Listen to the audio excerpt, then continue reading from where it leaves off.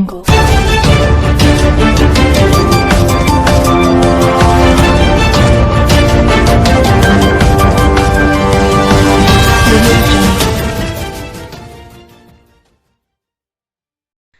वालेकुम। Asia 41 news के साथ मैं हूं आपकी मेजबान मुतरबा यूसुफ। खबर शामिल करते हैं जंग से। हमारे रिपोर्टर राना शाहिद के मुताबिक टोबा रोड पर न्यू बाईपास के करीब रोड ट्रैफिक हादसे की इतला, रेस्क्यू टीमें रवाना। कॉलर की इतला के मुताबिक तेज रफ्तार कार ने पैदल चलते बच्चे को हिट किया और बेकाबू होकर मोटरसाइकिल टकरा गई। रेस्क्यू 1122 की टीम ने बरवक्त रिस्पांस देकर जाए हादसा पर पहुंचकर रेस्क्यू ऑपरेशन शुरू किया।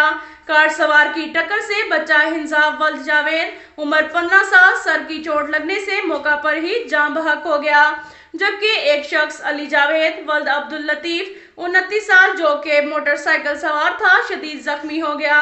रेस्क्यू 1122 के एहलकारों ने डेड बॉडी को लवाहकीन के हवाले करके जख्मी शख्स को इब्तदाई तिबी इमदाद फ्राहम करके डिस्ट्रिक्ट हेडक्वार्टर अस्पताल जंग मुंतकिल कर दिया।